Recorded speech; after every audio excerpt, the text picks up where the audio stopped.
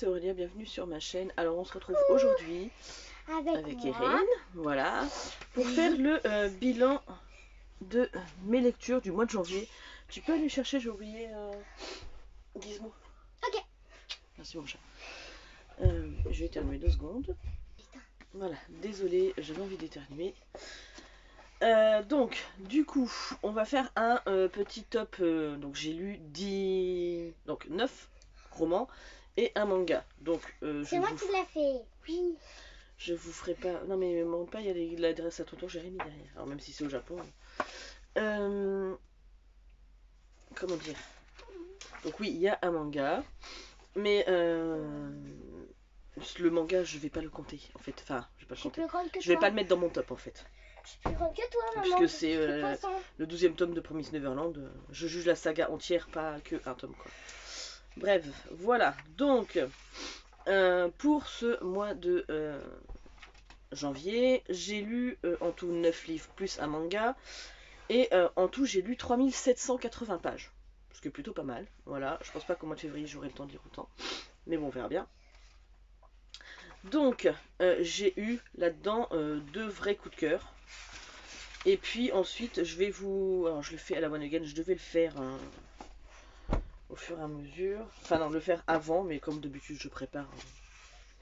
Voilà. Hein. Donc, je vais juste les mettre dans l'ordre. Et puis, je vous reprends tout de suite. Coucou. Je suis toute seule parce que maman, elle est partie. Alors, 2 minutes. Hein. Voilà, la revoilà maintenant. Essayer de faire des vidéos avec la Miss Nugget là derrière, c'est compliqué. Bref, donc je vous disais, donc je fais en top mon top 9 hein, de ce que j'ai lu. Alors sachant qu'il y a un livre, je vais vous redonner mon avis comme ça, mais j'ai pas mis de notes puisque c'est une autobiographie, donc je ne mets pas de notes, je me permets pas de juger la vie des gens, hein, clairement. Voilà. Donc du coup, en dernière position de mon classement, sans surprise, La route de Cormac McCarthy. Chez Point, je comprends pas l'engouement autour de ce livre. Je suis désolée, moi ça l'a pas fait. Donc on suit un père avec son fils dans une époque post-apocalyptique. Donc apparemment il y a un grand feu qui a ravagé tout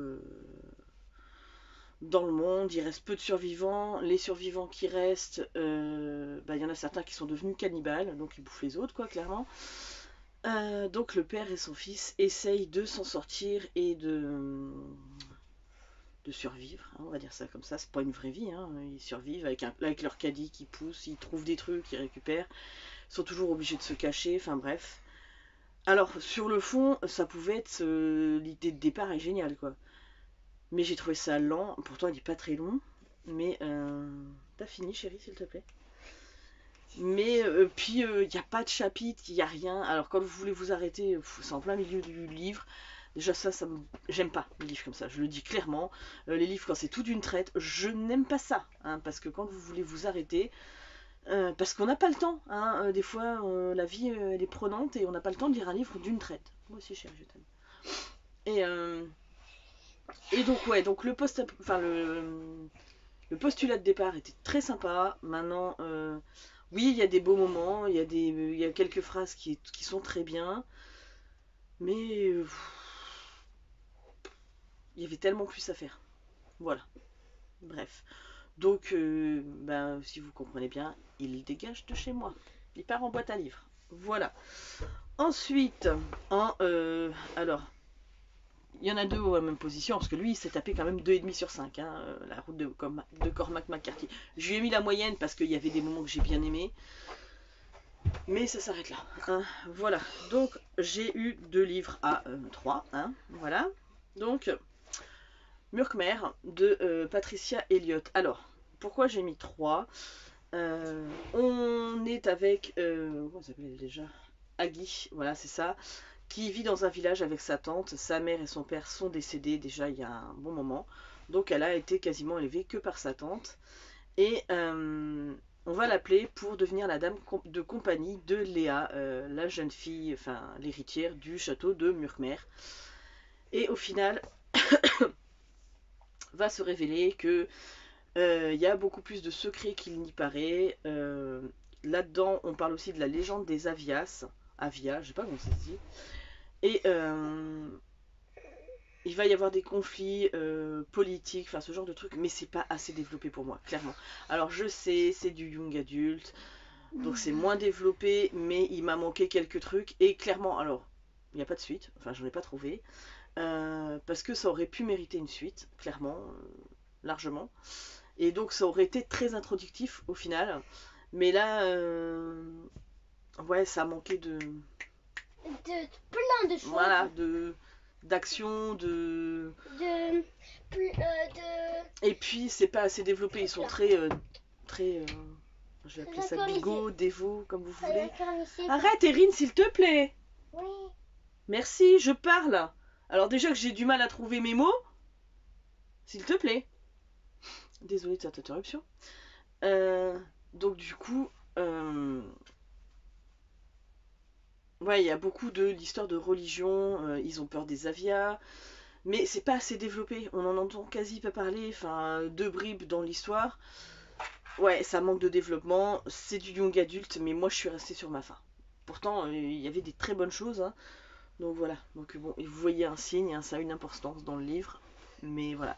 Ça aurait été tellement plus travaillé. Voilà. J'aurais surkiffé. Mais là. Voilà. Bref, donc ben, il part aussi. Le cœur régulier d'Olivier Adam. Donc c'est chez Point. L'autre c'était chez Flammarion. Non, Casterman. Voilà. Bref. Du coup.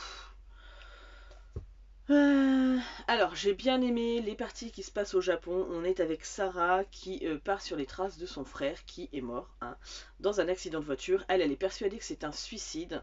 Donc elle va enquêter puisqu'il parlait tout le temps du Japon. Donc c'était là qu'il avait trouvé ce qui lui manquait dans sa vie. Ça a toujours été un homme torturé.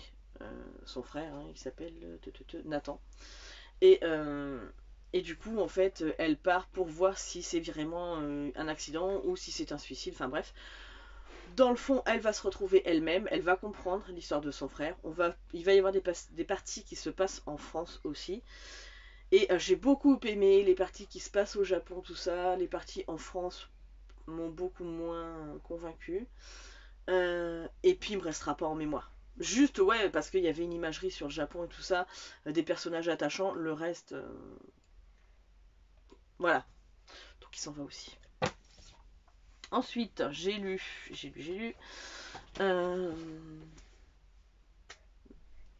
Quoi, j'essaie de distraire le point rouge. Et le point rouge, il a pas envie d'être distrait. Donc, ils sont chez nous, donc je lui ai mis 3,75 je crois. Ou 3,5 peut-être. Non. De Lisa Jewell. 75. Et non, c'est pas celui-là. Et donc du coup, donc on se retrouve avec Libby qui est contactée par un notaire puisqu'elle prend 25 ans et qu'elle hérite d'une maison où on l'a retrouvée quand elle était bébé. Donc elle avait à peu près 9-10 mois je crois quand ils l'ont retrouvée. Ses parents étaient décédés avec le cadavre d'un troisième homme. Donc en fait c'est visiblement la police conclut un suicide collectif. Hein. Ils pensaient que c'était une espèce de secte puisque dans la maison il n'y avait quasiment plus de meubles, il n'y avait quasiment plus rien. Les 3 personnes retrouvées étaient habillées de manière très étrange. On avait l'impression que leurs vêtements étaient cousus main, enfin, mais de manière très grossière. Bref, voilà. Donc, ils vont retrouver le bébé. Ils pensent à un suicide collectif. Et ça va pas beaucoup plus loin. Il y a un journaliste qui va s'intéresser à la question. Désolée, je me suis levée parce que j'ai mal au dos. Qui va s'intéresser à la question et faire un article dessus. Et au final, Libby entend des bruits quand elle vient dans la maison toute seule. Elle pense qu'il y a quelqu'un qui vient, qui ferait peut-être partie de son passé. En parallèle, on suit... donc, elle s'appelle comment? Je ne sais plus. Je ne sais plus non plus. On suit Henri, qui est le fils des gens qui sont décédés dans cette maison. Donc, possiblement le frère de Libby. Et et on suit Lucie, c'est ça, je cherchais, c'est Lucie, qui est aussi potentiellement sa sœur, donc qui, à l'âge adulte, hein, euh, Henri est le narrateur de certaines parties, de tout le passé, en fait. Et Lucie, on la retrouve dans le présent, elle a 2 enfants, elle galère beaucoup, hein, puisque elle n'a pas eu de chance, elle a eu un premier mari qui la battait, qui... Enfin voilà, donc avec qui elle a eu son fils, et puis sa fille, elle l'a eu avec un homme qui est reparti dans son pays, ou qui est décédé, je sais plus, enfin je sais plus trop comment ça se passe, mais bref. Donc du coup, elle a énormément de mal à joindre les deux bouts, elle vivote, elle survit comme elle peut, là ils ont plus de logement au moment où on les retrouve. Et bref, donc en gros c'est la grosse merde, mais sur son téléphone, il y a une alerte qui sonne, le bébé a 25 ans. Voilà, donc je vous donne un petit peu en gros voilà ce qui se passe. Donc Libby va enquêter pour découvrir ce qui s'est passé. Et donc en fait les révélations vont être très bien, c'est pas... Mais c'est pareil. Il me fallait du plus. Il me fallait plus que ça. Voilà. C'était très bien, c'était addictif, hein, je l'ai bouffé, hein, mais... Ouais, il me manquait, j'aurais voulu que ça aille plus loin en fait. Que ce qu'on a eu. Je pense que la psychologie, parce qu'il y a vraiment des trucs très psychologiques là-dedans, aurait été bien mieux si ça avait été plus développé. Voilà, donc c'est mon avis. Je le rends à ma maman, puisque en fait il est à ma maman, donc celui-là il part pas, mais il va chez ma maman. Ensuite, on en vient à mon top 1, 2, 3, 4, 2, 3, 4, 5, 6. J'en ai lu combien en fait? Non, j'en ai vraiment lu 10, hein. J'ai dû oublier d'en marquer un, je crois. Je ne sais plus. Bref. Je sais pas comment j'ai coté mon truc. Bref, non, je sais plus. Bref. Ensuite, j'ai lu, et j'ai mis une note de 4 sur 5, Bigoudi et Petites Enquêtes, Panique à Walbourg, donc le premier tome de la saga Léopoldine Courtecuisse démène l'enquête. Son nom. Donc de Naël Charles, c'est chez l'Archipoche, et donc là on se retrouve avec Léopoldine qui est coiffeuse, elle a 2 ados, elle est séparée du père de ses enfants qui est parti avec sa soeur. Hein, voilà, clairement. Bonjour l'ambiance. En gros, elle est passionnée par tout ce qui est enfin, les enquêtes genre esprit criminel, arabesque, Agatha Christie, enfin, ce genre de livres et de séries. Et du coup, bah, elle, même si elle est coiffeuse, elle rêve de rentrer dans la police. Donc ça n'a jamais été possible, hein, puisque bon, bah, elle a eu ses enfants, tout ça. Mais un jour, bah, elle va se retrouver à découvrir un cadavre dans une voiture, qui est une femme qu'elle connaît, hein, s'appelle Véro, et qui était mariée, enfin qui est mariée, bon elle est décédée, et, mais qui avait pas mal d'amants. Voilà. Bref, donc elle va faire équipe avec, bon gré mal gré, avec Quentin, qui est le nouvel enquêteur qui vient d'arriver à Walbourg. Et Walbourg, je sais pas si ça se dit le G, pas sûr. Mais bref, elle va faire équipe avec lui, entre guillemets, et il va se passer pas mal de trucs. J'ai bien aimé la résolution de l'enquête. Non, j'ai bien aimé le duo, là, tous les deux, c'était trop drôle. Bref, un petit Cozy Mystery hyper sympa, et j'ai franchement très envie de lire la suite, donc celui-ci, pour l'instant, il reste chez moi. Ensuite, je vais vous parler de... voilà, du livre que je ne note pas, Toto-chan, la petite fille à la fenêtre de Tetsuko Kuroyanagi, donc c'est chez France Loisirs. Donc là on se retrouve avec Toto-chan qui vit dans le Tokyo des années 40, le tout début des années 40. C'est une petite fille qui n'est pas comme les autres enfants, le système scolaire n'est clairement pas fait pour elle. Elle est très tête en l'air, elle a envie de découvrir le monde, ce qu'elle aime c'est faire de la musique, hein, découvrir des choses, mais rester en place, clairement c'est pas pour elle. Voilà, et donc du coup la maîtresse a énormément de mal à s'occuper de Toto-chan parce que ça la perturbe pour le cours, pour les autres enfants, enfin bref tout ça. Donc elle est renvoyée de son école, et au final elle va atterrir donc à Tomoe, qui est une école où les enfants sont beaucoup plus libres. C'est une école qui est faite pour ce genre d'enfants, pour les enfants qui sont handicapés, qui ont des difficultés, qui sont moins rapides que les autres, ou enfin voilà. Et au final, elle va y trouver sa place. Et c'est ses aventures hein, là-bas à Tomoe. Et le directeur, tout ce qui va s'y passer. Et donc en fait, c'est une Tetsuko Kuroyanagi. Était une, je sais pas si c'est encore le cas, mais présentatrice d'une émission à succès au Japon et tout ça. Donc elle a raconté ses mémoires, ce qui lui a permis aussi d'en arriver là dans sa vie grâce à cette école. Et c'était mignon, c'était touchant. Il y a des moments qui sont très drôles, il y a des moments qui sont très tristes.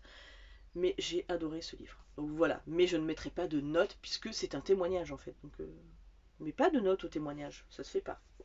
Mais clairement, celui-ci reste chez moi. Voilà. Ensuite, je passe à... Oui, c'était donc mon top 5, c'est bien ce que je dis. Je passe à...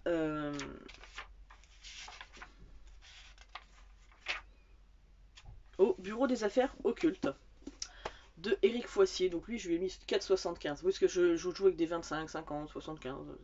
C'est mon classement, moi. Hein. Voilà, donc c'est chez Albin Michel. On se retrouve avec Valentin Verne, qui est à la Brigade des Mœurs à Paris, donc dans les années 1830. Il va être appelé par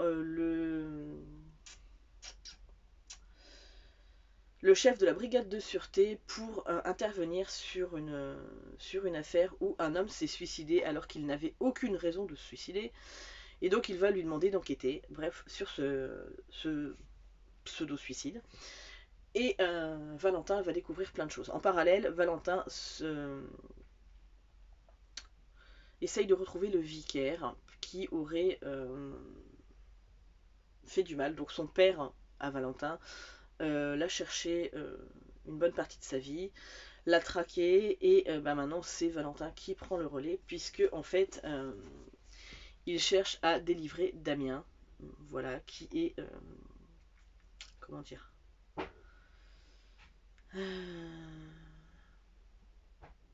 qui est entre guillemets détenu par le vicaire, voilà, voilà, bref, je perds mes mots. Et j'ai beaucoup aimé parce que j'aime, enfin voilà, c'est très introductif puisqu'il y a plein de choses qu'on découvre et tout ça, mais ça nous promet des très bonnes aventures avec Valentin Verne. J'aime beaucoup ce personnage et j'ai très très hâte de lire la suite. Voilà, GG, je te fais un appel. Voilà, voilà. Ensuite, eh ben, il y a Ex de Thomas Hold Evelt, donc au livre de poche. Alors, il faut que je me remette dedans, hein, parce que c'était au tout début du mois. Donc, on est à Black Spring, une petite ville américaine, où c'est un peu un huis clos là-bas, hein, puisqu'en fait, vous pouvez rentrer, mais vous pouvez pas rester dans cette ville-là. Les étrangers sont pas forcément acceptés, ou alors sous condition, hein, puisqu'en fait, il y a une sorcière là-bas qui a été torturée dans les années 1800, ou non, 1600 quelque chose, je sais même plus, bref. Il y a très longtemps, hein.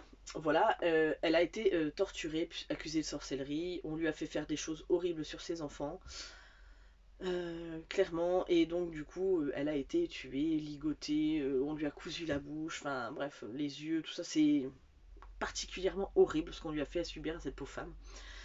Et du coup, elle hante le village de Black Spring. Donc les gens sont habitués, hein, des fois elle va aller chez un tel, et puis elle va y rester pendant 2 heures, hein, voilà, donc elle est là, présence, hein. Vous êtes en train de manger, mais elle est à côté de vous, quoi. Donc, et elle se balade comme ça dans toute la ville. Et on est en parallèle avec ça, avec, je sais même plus comment il s'appelle, bref, un groupe d'ados qui va en avoir marre un petit peu parce que quand vous êtes dans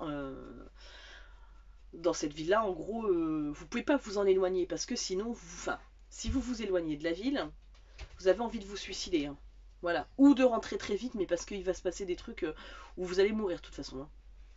Donc clairement, les ados commencent à en avoir un petit peu marre. Eux, ils ont envie de faire leur vie, hein, clairement. Et on est dans les années maintenant, hein, donc ils se disent c'est bon, hein, on va pas se faire dicter notre conduite par une sorcière. Pour eux, en plus, ils vivent avec, donc en fait, ils la trouvent pas si effrayante que ça.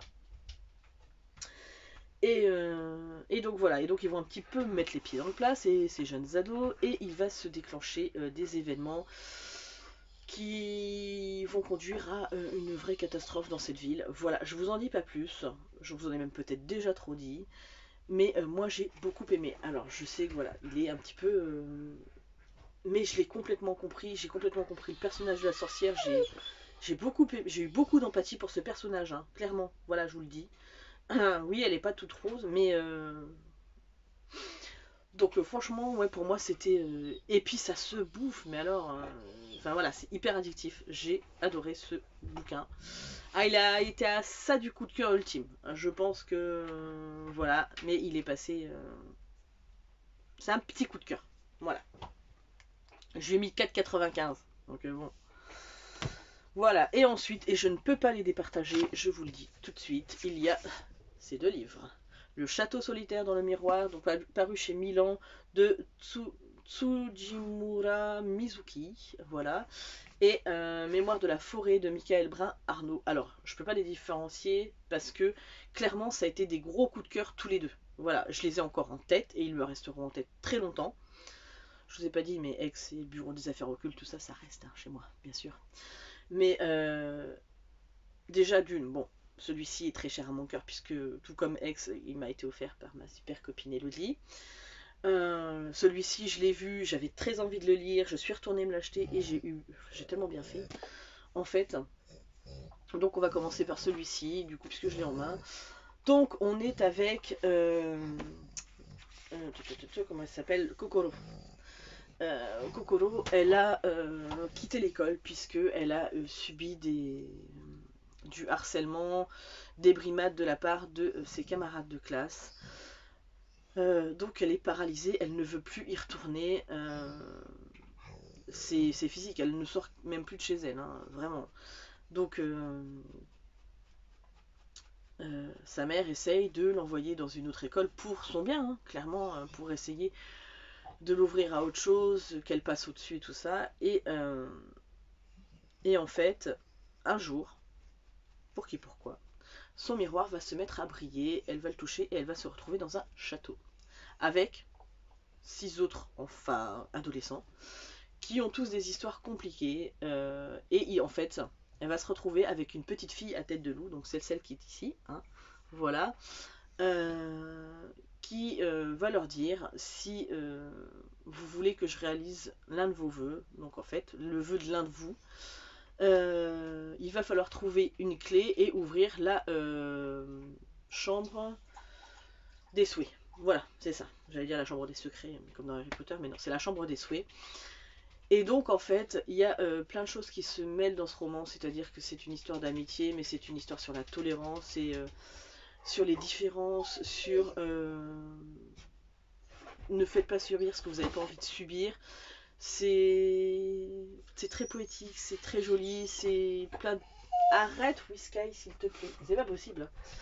Enfin bref, j'ai adoré ce roman, si vous l'avez pas découvert, mais foncez parce qu'il est très très beau, très joli. Enfin voilà, la fin elle est... Mais moi j'ai adoré. Alors oui, clairement il y a une part de fantastique, mais c'est tellement cohérent. Voilà, bref. Donc je peux que vous le recommander. La couverture elle est juste... Voilà quoi. Moi il m'en fallait pas plus. Hein. Et je termine donc du coup avec Mémoire de la forêt, les souvenirs de Ferdinand Taube de Michael Brun Arnaud et c'est illustré par Sanoé. Donc c'est chez Neuf de l'école des loisirs et clairement rien que le fait que déjà toutes les illustrations sont en couleur, c'est illustré quasi chaque page. Il est juste formidable. En fait on va suivre Archibald Renard qui est libraire. Un jour, il y a la tortue qui vient, et la tortue est toujours en train de lui parler de plein de trucs, et il n'arrive jamais à s'en défaire, et il y a quelqu'un qui va venir acheter un livre, le payer, donc il fait ça, et je travaille, des fois vous faites des ventes, et bah ouais, clairement la tête des gens, il n'y a rien hier midi, j'ai mangé au Burger King avec ma fille, j'étais occupée à lire un bouquin sur mon téléphone. Ma fille était en train de jouer tout ça, et la fille qui est venue nous servir, je lui ai dit merci et tout, mais j'ai pas mémorisé son visage. Tu parles de tortue? Non mais vraiment. Oui, je parle On de n'est pas tortue. chez Oui Wish, hein. Qu'est-ce que t'as mis là? N'importe quoi. Transformé en Applejack. Applejack. Ah oui, d'accord. Applejack lâche pas. Bref, Applejack c'est un petit poney. Et donc du coup, va arriver derrière. On mange chez papy mamie. Oh non. Aussi. Arrête. Bah oui, il faut que t'enlèves ça, ouais. Attends.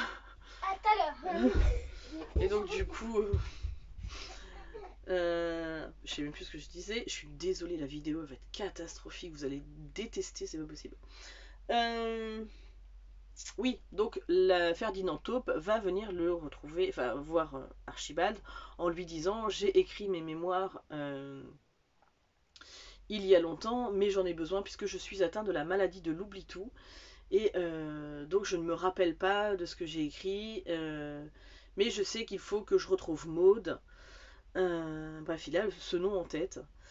Et donc ils vont essayer de retrouver ce fameux livre, sauf que Archibald va se rendre compte que le livre n'est plus là et que c'est la personne dont il n'a pas le souvenir qui lui a acheté le livre qui est venue avec. Donc ils vont commencer à mener l'enquête et rencontrer plein de personnages qui vont les conduire à la vérité sur Maud et sur Ferdinand, enfin bref et tout ça. Et c'était, mais moi j'ai chialé sur la fin du roman, je pense que les 4 derniers chapitres, j'ai chialé comme une madeleine, hein, clairement. Il est... alors, il faut savoir que moi, j'ai travaillé très longtemps auprès des personnes âgées, notamment auprès des personnes qui sont atteintes de démence ou d'Alzheimer. Et bah, clairement, c'est un sujet qui me touche énormément.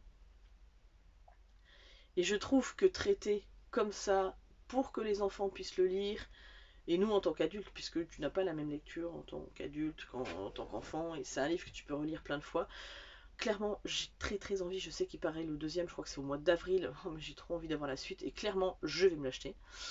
Hein, ça ne fait aucun doute. Et j'ai trouvé que le sujet était très bien abordé. Ouais, ça a été mais c'est une immense réussite. Donc on voit hein, Michael Bras-Arnaud est médecin. Hein, Enfin, il a fait des études de psycho. Il a travaillé 10 ans auprès de personnes comme ça.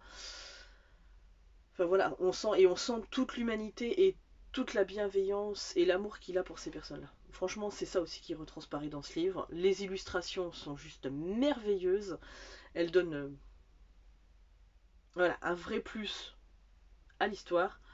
Donc ouais, franchement,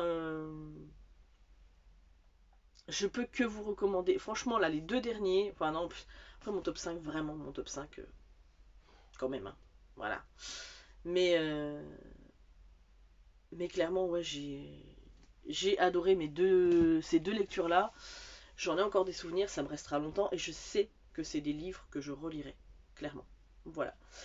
Bah écoutez, c'était mon petit top bilan janvier. Voilà. Donc j'espère que, enfin, ça vous a plu déjà.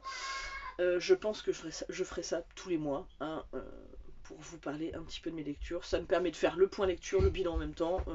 C'est aussi simple de faire ça en une seule vidéo. Voilà. Arrête Erin, tu me fais mal. Et puis ben... J'arrive pas. Bref, je vais vous laisser parce que là, elle me fatigue. Ouais.